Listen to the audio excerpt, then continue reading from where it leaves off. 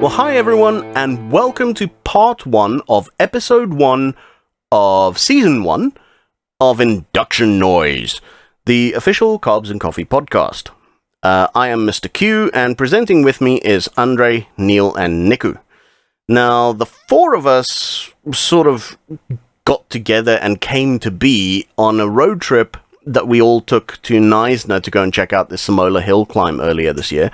We basically piled into Andre's Toyota RAV4, which we subsequently renamed the Ravster, and we just had these intense car-themed conversations. I mean, there were other stuff thrown in, like music and movies and that kind of stuff, but cars were still central to the theme, and it was just really cool to see the passion flowing, and even though we can disagree on stuff, we still get along, and it's still lighthearted, it's still fun, and we wanted to share that with everyone. So we got into the studio, and we just started having more of these conversations, and the podcast is kind of what resulted. To let you guys get to know us better individually, we decided that the first episode is going to be split into 4 parts, where each presenter basically picks 3 cars that they think are overrated and 3 cars that they think are underrated. We all discuss them, and you get a better idea of what kind of thing we like, what kind of thing we don't like. And to kick us off, I'm going to ask Niël to introduce himself, tell us about your cars, tell us how you came into Carbs and Coffee, and a little bit about yourself. Niël. Sure. Well, I think everyone's probably seen a few pictures of my Roadster 350Z. Well, your car was actually featured on Carbs and Coffee. Yeah, I think like in the early days. That's actually funnily enough, how I got involved with Carbs and Coffee was when a certain motoring group, I don't know if you guys can remember, but they started doing some donuts outside Grabo on the N2. And that was quite heavily in the news at the time, and I was involved with some other car groups, and at that, yeah. Is it that group that it starts with S and it rhymes with dork? Is it that one? Yeah, exactly. Okay. Yeah, exactly. So I actually, funny enough, then I've always followed Carbs and Coffee and the columns which were written at the time, and I reached out and I said, listen, guys, I'm just looking for a group of like-minded people that I can enjoy my car with, enjoy talking about all things automotive industry, and just have but most importantly also not always promoting hooliganism, and that's basically how I got involved. Since then, I've kind of like been on a bit of a journey with my Z. I'm also a bit of a scooterist, so like, funnily enough, I drive a.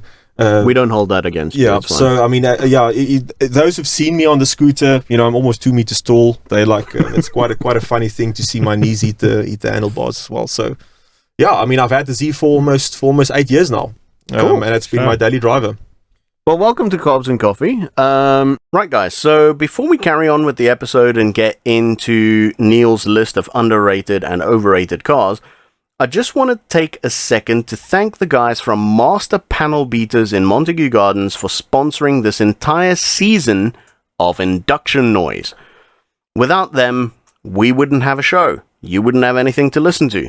You'd be on Spotify right now digging through old Justin Bieber albums or something. It would be very embarrassing for everyone involved, quite frankly. So thank you very much to Stephen and his team from Master Panelbeaters for sponsoring this show. Master Panelbeaters, obviously a major structural repairer, which means if you take your car out, send it a bit too hard and wrap it around a tree, Master Panelbeaters are the guys to sort it out for you. They can literally take your car, pull the frame straight, and then replace any of the twisted bits of metal and plastic on it. Be it the roof, the bumper, the bonnet, the boot, the floor, whatever it is, they can fix it.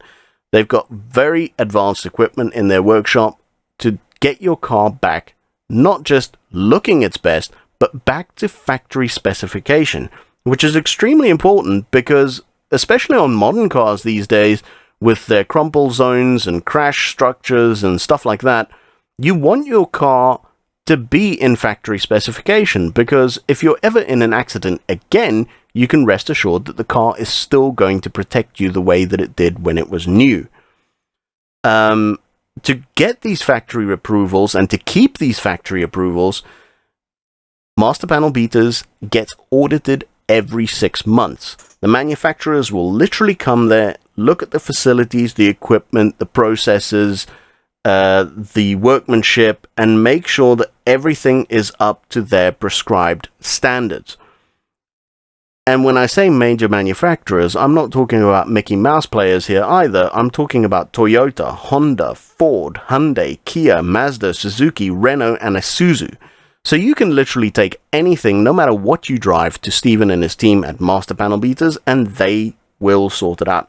I've taken my own car to them. I've sent friends' cars to them. I'm sure a lot of Carbs and Coffee members will tell you they've taken their cars to them, and their workmanship is really second to none. I use them regularly for cars that we've got at the dealership that need recon and little scratches and things touched up.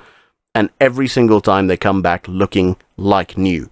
They go above and beyond to make sure that you are happy with how the car looks when it comes back to you. So thank you very much for sponsoring the podcast. You can find, if you've got any cars that need some work done, you can find details for Master Panelbeaters on our webpage, on our Facebook, on our Instagram, and of course you can just look for Master Panelbeaters on Facebook and find their own page. Now back to the episode. So, yeah, let's chat about some of the cars that we think are underrated. Niël, I see here that you've got on your list of underrated cars the VW Passat.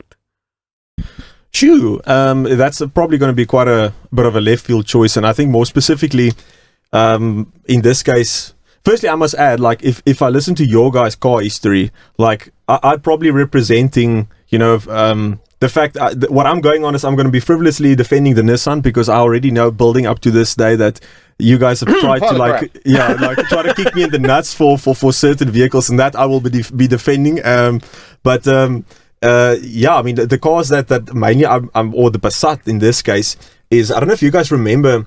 I mean, the early 2000 cars seem to all be very bubbly, right? That's kind of like, I don't know if it was because of design or because of safety considerations. Like from the radiator now, or? No, not in terms of the design. Bubble shape thing. They're very like not boiling over. No, not boiling over. If you look at the sort of like, you know, we were out I was with Nico this morning in his Spider. Like, you know, the 90s design were very sleek design, and then as soon as we went into the 2000s, everything got very like bloated, and I think it's because of safety, right? More safety, curtain airbags, passenger. I don't know. Maybe that is because of it. But VW then brought out to South Africa. They I think brought out what they call the B5 Passat, which was fully made in Germany at the time. It was a fully imported vehicle. What year model are we talking about? That was a 2000. They brought them out in 2001, 2002, and then they facelifted them towards the end of 2002, 2003. They had this very like John Girard style backlights. Actually, it was dual tone, and my dad bought one. He bought mainly, again, I was too tall, but I grew up in a VW household, and I grew up with Jettas, and I remember like my dad had a MK4 Jetta, which at those days came out like, you know, I loved it, like that bucket seats, leather, came out with Pirelli you know, tires on it. So for me as like a 12-year-old, they were well built, eh? Those cars were well like they were solid cars in their day. Also very soft engines, and I love that car. And then I got too tall, so I couldn't sit in the back anymore, and he said, "Now we have to upgrade." And he bought out of an estate, bought a low mileage Passat. I think in those days for like, I think 200,000 rand basically. And he had that car, I think he bought it with like 30,000 Ks on it, and he sold it with 200. And I wouldn't even repeat what he sold it for. I think it was close to like 60 grand in the end what he got for them. But the level of build quality that those cars had, and the automatic gearboxes, how smooth they were. I mean, they come out with 1.8 turbo, the normal 1.8 turbo motors. I mean, you got them in a I think very rare ones you can get the 2.84 motion. You got them in the V5. I think later on the 1.9 diesel. But the 1.8 turbo was like sort of your run-of-the-mill, was sort of the thinking man's Golf GTI. With a lot more weight, with more space. With more space, yeah. Wasn't the Passat based more on the A8 of that time? Because I mean, it was quite a big car, wasn't it? It was a big car. The A4 was based on the Passat. Yeah. It was the other way around. The Jetta was smaller. The Jetta was smaller. Yeah, But I mean, even the Jetta was built on the Golf platform, and the Passat platform was basically a stretched Golf platform, which it still is. So it took a blue pill and then went, look at me. They just made it slightly longer and slightly bigger. So it's technically speaking a different platform, but yeah, the Passat and the A4 share a platform even to this day. I mean, that thing was so reliable. I mean, I think that's the first car. I hope my dad never listens to this, but I think that's the first car I drove over 200 kilometers an hour. Like, I mean, we had a certain stretch in Caledon where at that time I had one friend, like we had the Passat, his dad had a B7 A4, and the other one had a BMW 320D, and there was a certain stretch where we always could see, like, you know, how fast can we go? And I remember I took a girl out one night for an ice cream, and I came back, it was getting like, you know, night, and my dad came like, why are there so much like bugs on the front, like, of this car? Like, it's like, no, we just do it for a short drive, basically. Meanwhile, we were going like, I think we can all relate. We've all got that one road where we just stretch the legs a little bit. It's obviously a road in Mexico, right? I mean, we wouldn't be doing anything we would illegal, never do that in JP Smith's backyard. and the other side of Pakistan, basically. Yeah, Pakistan. But my boss at my previous job, not my previous job, my previous job, he actually had one of those Passats, bright red one. Well, it used to be bright red. His was more sort of a funny shade of pink. And I think it had something like 600,000 Ks on the clock, and it never gives up. It just kept going. But I must admit, the one time that I drove it did leave me feeling very bored. It is bored. It's not an exciting car to drive at all. Isn't it a bit like the German Toyota Camry? Yeah, it is a bit. Yeah. I would say that's a pretty good analogy. Yeah, you don't buy it for because of excitement, but No. I mean, I remember the day he sold it. I thought to myself, as something you need, and I actually lived in town at that time, and now and then I used it still before he sold it. I mean, and then he bought a Polo afterwards for his sort of work commute purposes. And I thought to myself, for 60K, like something that was fully imported, full leather, like it was such a high quality car for that little money. I mean, I think it's like for every car nut, right? I mean, the same probably with the cars we own is like you get so much bang for buck, right? No, absolutely. I think if you need something that you can drive as a super cheap daily, day-to-day, A to B kind of just transport appliance, the Passat is going to be a very hard thing to beat. Toyota Camry. No. Well, yeah, there's the Camry as well, but there's much of a hijack risk with those. Okay. You just can't drive anywhere near Philippi because you'll end up without the engine in it. You either like the only Camry, honestly, that I would buy is probably the 1990s one, because the one that it wasn't the one that came out afterwards. It was like an Australian one almost. Yes, but that thing was hideous. It was horrible. Yeah, my dad's got one of those. The first one was boring. Thinking man, but clearly not like, you know. No. He's got one of those and something else, but sorry, Uncle Q. Yeah, it is what but it that is. one was really. I also had like a good family friend of ours that also had one of those. I don't think they have it anymore. They used to have one of those, but the very first ones, they were like a big Corolla. Yeah, they weren't very flashy looking, but they weren't offensive looking. No, right. The middle one, it's a bit ugly. It was kind of. I think Toyota were trying to see just how vanilla could they make a car. It's so boring. It's so boring. You call it, but I just call it a Kentucky Rounder. But that's if you if you compare the Corolla to the Camry to the Passat, I think build quality wise and just the feel of substantialness, you know, that solidity that you get in the Passat, you don't get that in the Camry. The Camry's not a badly built car at all. It's just that would be the understatement of the century. Yeah, it's not the same. You know, it's I think the Passat's probably a nicer place to be. Oh yeah, definitely. But it's not more solidly built. Nothing is as durable as a Camry. If you have to buy one today, like you don't find Passats, but if you can buy, you'll probably can find a 300,000 kilometer Passat versus a 300,000 kilometer Camry. I'd probably buy the Camry. Purely because they last so much better, and because those cars are so cheap. I mean, I now and then you'll also probably find that the Camry is about twice the price, though. True, guys. I need to just call an emergency stop to the conversation.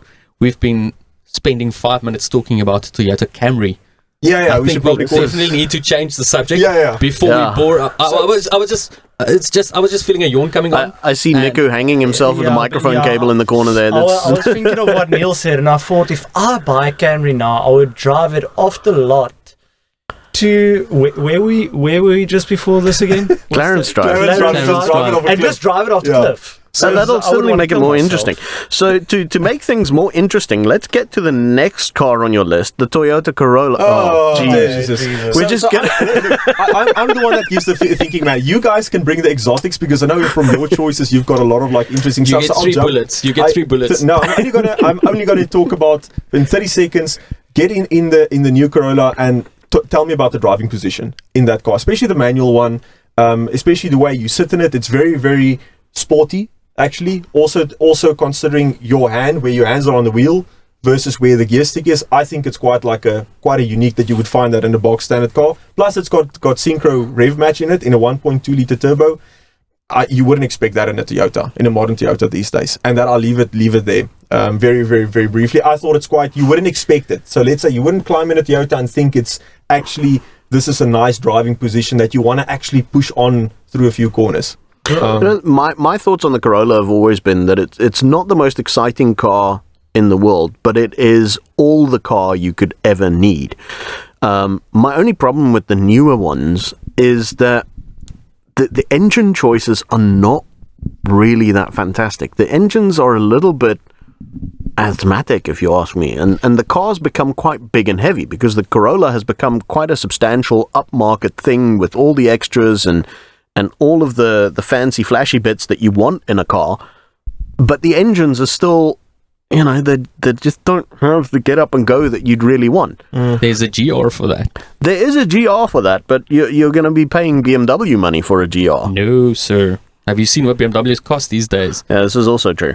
But I buy used, dude. I don't look at new car prices. The new C-Class is the most shocking. Yeah, I mean, part for me. The new C-Class C200 is over $1 million. Yeah. Over $1 million for a C-Class. An entry-level C-Class. basically, It's a C200 and whatever. But Toyota is really making some of the best sport cars at this point, in my opinion. I remember when the GR Yaris came out, and we were chatting on it about it on the Carbs and Coffee WhatsApp group, and it was so weird that the most exciting car to come out that year was a Yaris. Yeah. It's quite telling of where car makers have gone in terms of drivers' cars. Yeah. That the best car out there is a Yaris. Yeah. I mean, it's a little bit shocking. So, I must say, talking about the Corolla, one thing that was that you say you came out of a Volkswagen household, right? VW household. So you are now in a Toyota household, right? Yes, fully Toyota. So that says a lot to me about the VW versus Toyota discussion. Yeah, it means that VW's got traitors in its midst. So. Well, if you look at my overrated cars, I'll tell you why that probably happened as well. But I must say, I like the new Corolla. I like that it's not a Polo. That's the main thing I like about it.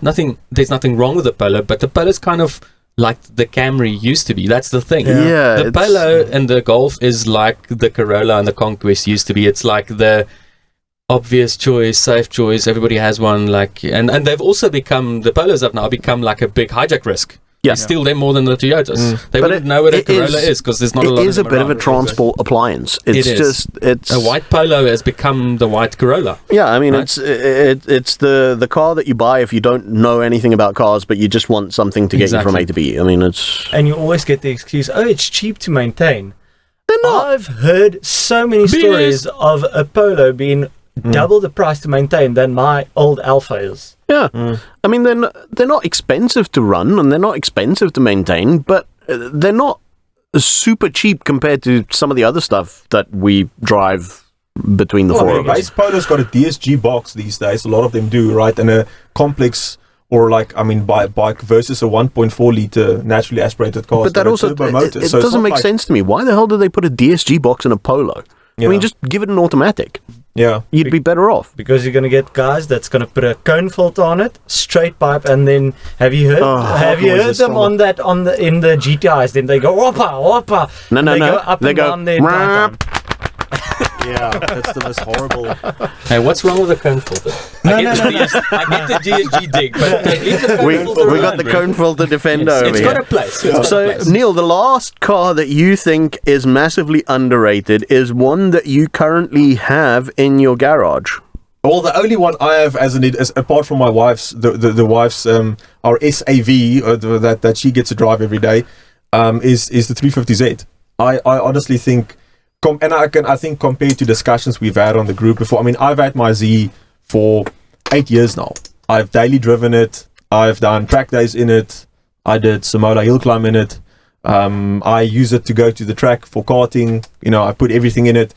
And I think there's always this topic around it's heavy.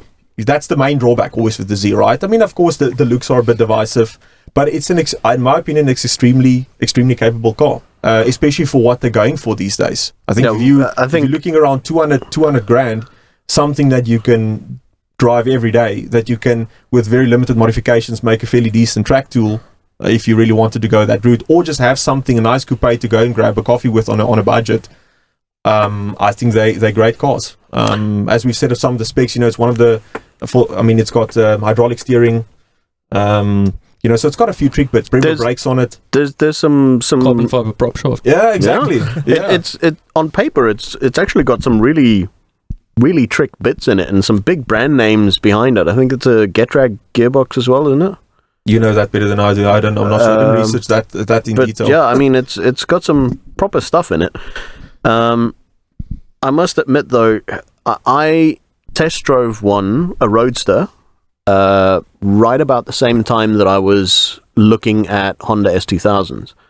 I ended up buying the S2000 because even though the 350 felt more muscular, especially on highway driving, because it's got torque, it's that big V6, it's obviously got more displacement than the S2000, but I just found that weight problem for me was it's a fun killer for me. I really enjoyed that lightweight, nimble feel of the S2000, and the Z just felt like driving a big car. Yes. I mean, you can feel that to me now. I mean, as I said, you guys have driven a lot more variety of different cars than what I have, and I mean, even going out this morning in the Spider and Andre giving me an opportunity to drive the 4C, then you can feel where the weight topic becomes as a car enthusiast, right? For me, it's always like you have to push the car so hard to get to that point. I've only experienced it where I've really overcooked it was on track, and on one of the runs of Samola, where I could really feel like, okay, this is towards the edge of what I am comfortable doing, and if I overdo it, I'm not going to be able to save it. There's only one point I would fault one of my biggest gripes with the 350Z would be, and it's very stupid, it's the steering wheel. It looks like a bucky steering wheel to me. Yeah, it's the same as the Navara. It's the same as the Navara, it's the same as and it's flat, no dish, nothing. That's the only thing I would wish they had replaced, which they did in 370, but as we were talking about the list, to be fair, for me, the interior in general on the 350Z was a little bit of a weak point. The dashboard looks cool, it's got a nice layout to it and everything, but there was just when they were new at that price point, to have that much hard plastic in your face was just are we talking about hard plastics here? Is this going to be the kind of podcast where we talk about the hardness of plastics? I'm just asking. I mean, if it is, that's fine. You drive a Toyota, so you're used to hard plastics. My plastics are hard, bro. Look, I've replaced a few of the bits inside, right, because it weathers out quite quickly. It's not the best point, but I think for me again, it's also about. I don't know if we can, if we're allowed to spawn the segue into that. Also about what a certain car represents, right? I mean, I quite frankly don't care that no one else doesn't. If it doesn't work for someone else, it doesn't work. But I think subjectively, for me, like, I've the memories that I have of the Z, like growing up. I mean, I wasn't, the first time I went in one was when I was 13 years old. You remember the Auto Africa motor show, and the Auto Car was still around at the time, and that's I love that magazine. I loved it. Proper journalism, like really. I mean, there was always Top Car on Super Sport, like Now we have that carbs and bit- coffee. now That's we that's have- proper now we have proper carbs and coffee. journalism right there. Coffee, not on Supersport. Not on Supersport yet. Not on Supersport yet. Coming to CakeNet soon or VR. But I think there's and that's the first time I went in one like this. So you kind of like have these sort of imprints from back Yeah. in the day, and that kind of like forms what you. And something you were about to say is I think an important part where everyone's love for a 350 came in, and it's the drifting. Yeah, I mean, yeah. you just disconnect whatever fuse or whatever to make sure there's no ABS or traction control anymore, and you just it's a competitive drift car with a little bit of angle with it. Need for Speed vibes. It's and Need for Speed. Fast and It's Furious everyone's vibes. kid's It's dream. it's the man in the streets chance to do Need for Speed, and what's the Fast and Furious kind of vibes. if you know. And it's kind of kids kind of like that, eh? I mean, it's kind of it's kind of the youngsters. It's the whole JDM thing and all of that. To JDM's huge right now. What I love about it is the fact that it's the let's call it the recipe. It's a real sports car. It's rear wheel drive. It's a manual. It's got It the weighs engine in 3 the front. tons. It's It's not that heavy. It's not that bad, to be fair. No. But I mean, it's not a Scalpel, right? I mean, it's not a S2000, which, by the way, the handling on an S2000 is like it's a sharp. bit twitchy. It's sharp, but it's the kind of sharp that can stab your heart out. Yeah, that's So, that it is. But it's I think it's a driver's car. Yes, if you get to the limit, it may be not as sharp as other things. But I mean, it's this thing you can manhandle. You can drive it, and I mean, Niël showed us. I mean, he's a decent wheelman, but he showed us going up Samola in the wet that if you can drive it, you can do some pretty cool things. Yeah, And I mean, the 911 wasn't much faster than you up the hill. Yeah, I mean, No. I think that like the car, and if you look at there's like a bit of a resurgence at the moment around Killarney of guys rebuilding them into purpose-built race cars. I mean, I think there's guys doing 119s. Devon Lismore does Yeah, it. Devon Lismore does 119s. I asked him about the motor in that car. I thought he's obviously not turbo, but I'm like, it's probably like some 4-liter motor or something. He's like, no, the car only has like 240 horsepower or 240 kilowatts or something like that, which is not that far from stock. It's obviously lightened out and whatever, but I some mean, nice tires on doing there. a 119 with that car, I mean, that is like you're talking about a road car kind of GTR Skyline road car kind of top Price, yeah. kind of entry level McLaren road cars do those kind of times. Yeah. That is fast. 19 on Killarney is You lightning. know how fast that is. Yeah. That is proper. For me, the thing with the 350Z was, I think at the time that I was looking at them, it didn't make sense, because when I was looking at them, it was a 400 grand car against a 400 grand S2000, and the S2000 for me was more fun. VTEC, yo. Not just more fun, it's a much more specialized car. I mean, Yeah. the S2000 has an engine that is very high tech. I mean, it's just that next level. engine's biblical, and the gearbox on the S2000 is insane. Do you think But- the S2000 is worth 400 grand like they are at the moment? No, I wouldn't pay 400 grand for one. I mean, More than I've a had 350Z, two, and I but love not them, that much more. but I wouldn't pay that much. So for one. if you have to choose, right? If you get a 50,000K, because that's what they go for, right? For like, I mean, look, the Z's are getting that all sort of JDMs. It's not really you guys know it's not really my vibe, but that creates a bit of a a brand around. But if you for 250K now buy like a 30,000 kilometer 350Z versus what I've seen some guys charging all close to 500 for a low mileage S2000, yeah. would you? I mean, I guess you'd say no. I wouldn't then buy nothing, right? But No, I'd buy a BMW. But but between the two with the current sort of market conditions, I've never been in an S2000, but I can't see that it's double the amount of car. It's No, hype. that's No, not. that's hype. I mean, I would say it's a 50 to 100 grand more car, maybe. I think from a collector's point of view, it's really the S2000 is a special car in terms of where it comes from. People aren't building another engine like that, so Also, it's really amazing. But the S2000 values in South Africa is hugely inflated, because they were quite rare in South Africa. There's not a lot of them in the country. you do know, Whereas if you go to the UK or America or wherever, they're quite a lot cheaper, simply because there are more of them. but you do know when they were new, they cost as much as a BMW M3 E46. Yeah. when they were new. Jeez. Wow. That's why I didn't buy a new one. Very trick card. The S2000 has the same issue as most JDM cars, in my opinion. Fast and Furious. they so inflated thanks to that film. And I'm not saying it's a bad car in any means, but the R34 we could do a whole podcast on the S2000 because it does kind of have legendary status, I think. But it all comes doesn't have torque, but it has legendary status. But the thing is, I'll actually get back to it when I go through my list, because it has the same problem that one of my cars on my list has. So we'll get back to it. But for the moment, let's swing the scale the other way and talk about some of the cars that you think are overrated, get way too much hype. They are just not as good as claimed, shall we say. So, Niël, you were saying you're not overly enamored with the darling of the yuppie wife, the Suzuki Jimny. Do you want me just to go through all three? Because otherwise we segue and snore everyone again with, and then I focus on one maybe. So, and then I can give you quick 5 points on. So for me, okay, the Jimny is. I mean, I've done a lot of mileage in the top spec, or fair amount of mileage in the latest top spec version of it, and I love the Jimny. I get excited when I see one, especially in that sort of olive green or sandy colored ones.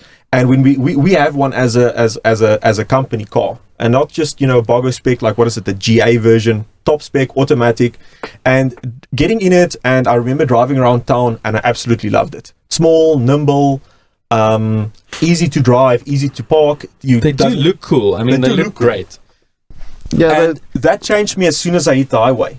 I just couldn't see myself driving that, and it's just unfortunate with sort of South African conditions. If I had 300 or 400 grand for a fourth car that I would take to the beach, put the dog in the back, then I'd buy it. Or if I wanted to do that sort of touring around South Africa, but our distances we travel, in my opinion, are just too long to justify a vehicle that struggles.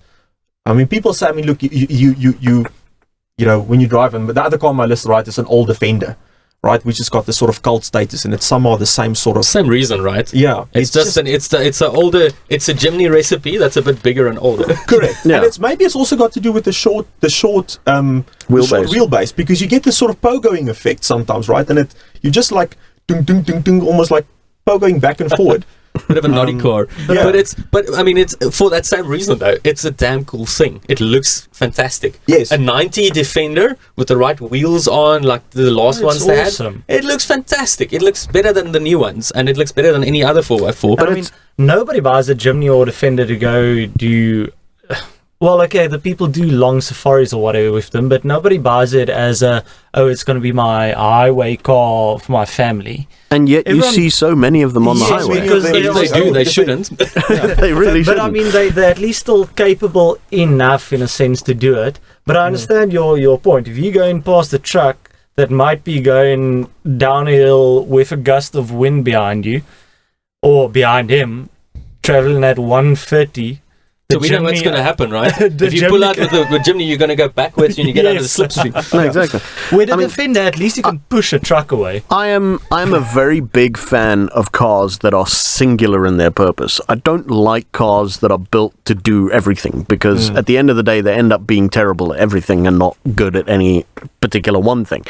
And I think the Jimny and the Defender are probably pretty good examples of cars that are singular in their purpose. They're very good at what they are designed and built to do. They're very cool looking. They're very fun things to take off-road and have, very capable in the right hands. Yeah, they're very capable, and they're a lot of fun to play with in the right conditions. But it's a bit like making toast with a hairdryer, taking it onto the highway. Yes, you can do it, but it's really not the best tool for the job. Yeah. But it's also about expectations, right? I mean, if you were really like, driving Miss Daisy, I mean, you're retired, you go like 90 k's an hour, 100 k's an hour on the N1, maybe 90, if the wind blows 80, then it's maybe fine for you, right? Yeah. But going at the speed limit, going at like 120 or 130, it gets a bit hairy. Look, some people, like if they go on holiday, right, you get those sort of people that stop at every putt stall along the way. You mean the psychos?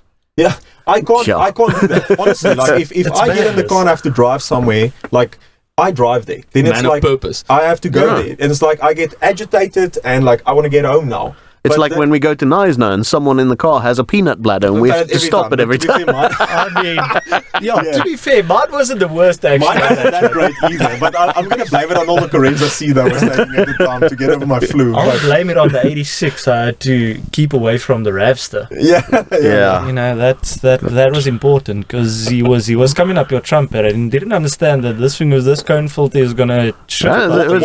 It's a vicious machine. Along the way. We were doing some miles an hour. So I think we can all pretty much agree that the Jimny and the Defender 90 are both misunderstood. Pretty cool and misunderstood, but they're not something you want to drive every day. I mean, they're just not great cars. The Jimny is a modern Ravster. No. Why not? I will explain to you when it's my turn. Yeah. For underrated cars. It's too small. It's too small to be a Ravster. The Ravster's Can you imagine the four of us getting on a road trip in a Jimny? Funny enough, we did that recently with our Jimny. We were 4 grown men, and all 4 of us fit in the Jimny. Surprising, and I sat at the back. Yeah, but what limbs did you have to cut off? No, funny enough, not all of it. But I did some. So have you got circulation back to your legs yet? I mean, like. How? That's why you're limping. I thought it was the 4C that buggered him before he came here. No, that's me while I'm limping. So the other car that you had on your list is another one that I think kind of all agree on, and that's the Golf 8. Yeah, mainly the GTI, and that for me is very. Again, I'm probably going to get, for someone that's not driven a lot with the car, but I went to the launch of the GTI 8, and I remember going to Phil West when they launched the Golf 5 GTI, and me and my dad he was invited. I went with him. I actually cancelled a friend's birthday party so that I can go with him, and everyone was lining up to drive the manual at that launch. That's how you know you're a real petrol head. Yeah, you cancel somebody's birthday. Cars first and then friends. Exactly. Yeah. So and then the salesman said, "Listen, let's just take this." And that's when they just launched the DSG. Basically, that I think was one of the first in South Africa. I think also the A3 then came with a DSG box, and that was mind blowing. Climbing in an automatic. That had that sort of faster than a manual. That was the first time that they became basically faster than manuals. And it was an experience, and I just remember that snorting sound it made in between the shifts, because I've never heard that before. And then I went to the Golf 8 launch thinking like, I'm going to have this sort of a similar experience. And I stood in the queue for 45 minutes to do a drag race style run on top of the that they did in Cape Town, right on the elevated highway, and the car felt extremely slow, and I think they probably detuned them or did something to them, because Tom, Dick and Harry could rock up and drive the thing back and forward.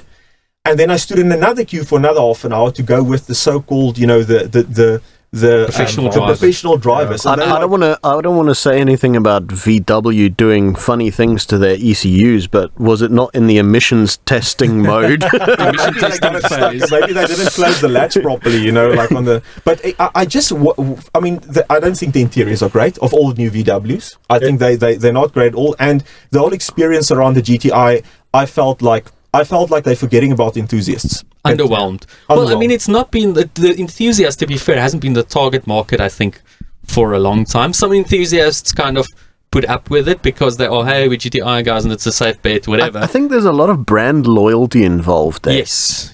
But exactly the reason of the launch. You speaking about, you went to a launch for a GTI and they did drag racing. That's my biggest problem, and you'll see that's on my list as well. Everything from the Mark 7. If you look at these people doing like street races or whatever, it's always a GTI or a Golf R. Verpa, and they just going in a straight line. Going rah, rah, rah, rah, rah, rah, shifting up and down, exploding the DSG gearbox. The gearbox costs more than the car is worth in any case that you need to replace, but they should have got an extended warranty on that. And then the Mark 8, you've got a touch screen on the steering wheel, so now you're enthusiast or whatever, you can do that run we did now. We would have gone through every radio station there is. Yeah, it's probably a great car. It's probably a great all-round. It's just not a great GTI. It's. I was just disappointed, and I feel like that in general. With there's a few things that that just talks to us as car guys. So it's basically what you're saying is it's a good car. I mean, it is. I mean, look at the stats and look at the way these things handle the kind of lap times they're doing. It's a fast car and it's probably a well-built car, etc. And it's got all the fancies that the kids of today like, the Apple CarPlay, whatever things people use these days. It's got all those cool things on the iPads, on the dash and what have you. But it didn't excite you. No. As an enthusiast, it was boring. So it's the kind of car, if you do that, you're like, I am so glad I didn't put off a friend's birthday party for this. Yeah, exactly. Now, we'll probably go through this again when we go through Nico's list, because Nico's also got post Mark 6 GTIs on there. But I actually owned 2 Golf 5 GTIs. But they were legends, though. That was a fantastic car. I mean, I had the manual one, which I absolutely loved. I thought it was the best thing since sliced bread. At that stage, it was probably one of the faster cars I'd ever owned, and that for me captured the spirit of the GTI, which is that it's supposed to be a fun car, and it was extremely fun to drive. I then had a DSG, which I absolutely hated. In fact, I sold that car because I didn't, at that time I was commuting to Cape Town for some work and studying that I was doing there.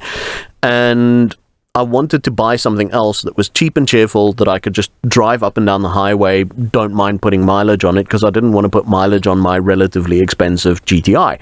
So I bought this Volvo S60, which was like a big comfy sofa on wheels. It was a fantastic transport appliance, but about as interesting as watching paint dry.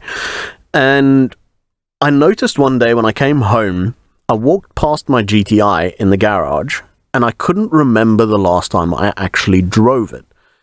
And I had to go into my receipts in my wallet to see when the last time was that I filled it up with petrol, because I remembered that the last time I drove it, I filled it up with petrol before I came home. And I hadn't driven the car in 3 months. So I sold it, because that DSG gearbox, first gen DSG gearbox, just absolutely ruined that fun factor for me. Yes, the farty noises when you change gear was fun the first couple of times, and then you're sort of like, okay, I've done that now. It's a bit annoying after a while. Yeah. But more than the fun factor for me, it's the fact that the 5 has a lot in common with the GTI 1, right? Yes. The GTI 1 was, and they were both of them were revolutionary, right? They really moved the game on in every possible way. After the 5, it became an evolution. Yeah. You have to squint to see the difference between a 5 and a 6 GTI. You have to squint even more to see the 6 and the 7, and it goes on that way, right? Yeah. Except for the little LED Janjira stripe that it has in the front, which is absolutely hideous. But bought it from the Indian shop next to the road. It makes me think of that new Hyundai bus with that looks like a Huawei router from the front. But yes, can I just say that the Hyundai bus I actually quite like, just because I also like it because it's space. It's space age, bro. It reminds me of that. What is that Toyota Previa? Exactly. Imagine you're working as a car designer and they come to you and they say, okay, you need to design our new bus. And you're like, oh god, it's just a box on wheels. But the guy looked like a high ace, and it exactly. doesn't. So that's the guy with the Hyundai went, I'm going to make the best looking bus on the road, and he just went fucking bananas on the thing, and it actually looks pretty cool. I hate it. It's hideous, but it's interesting. But Nico likes cars in Zoe yellow. So my wife. But I mean, the guy that drew that bus, you know why that light is there? Because he fell asleep while drawing it, and he just kept going, and he was like, oh shit, I probably need to do the same now for the bottom of the light. It wasn't intentional. But if he did the same thing on the back of the car, you would have said, oh, that looks good, because that's exactly what they did on the Porsche. It's basically a utilitarian version of the 911 in reverse. Yeah, exactly. It's fantastic. I love it. I think it's super interesting. It looks super interesting. It looks interesting, and even the interior looks cool and funky. It's like the Starship Enterprise. We've upgraded from talking about Camrys to talking about Hyundai buses. We are really going backwards on this thing, aren't we? Okay, Nick. So, Andre, you've got slightly more interesting cars on your list. Let's start off with the. Well, sorry, I'm not as interesting as Andre. Yeah, no, I mean it's been sad. You're still young. You got time. And we spoke about routers, so my whole budget is in karting, but I didn't even cover the karting bit. But that's why there's a lack of options currently. Sadly, guys, that is all we have time for today. If you want to find out what's on Andre's list, and trust me, you do. you're going to have to come back next week and listen to us again. Huge shout out once again to Master Panelbeaters, Stephen and his team for sponsoring us. If you own a business and you'd like to get in touch about sponsoring an episode or getting your brand out there on our social media pages, please let me know. You can email me directly at mrq, that's Mr. Q, at carbsandcoffee.co.za. Guys, we're still pretty new at this podcasting thing, and we know we're getting lots of stuff wrong. We are hoping that you will comment and email us and get in touch and tell us what you liked and what you didn't like. We will try and do this better as time goes on. In the meantime, I would be very grateful if someone could tell me how the hell I stop this recording. Is there like a button that you gotta push, or do you just wait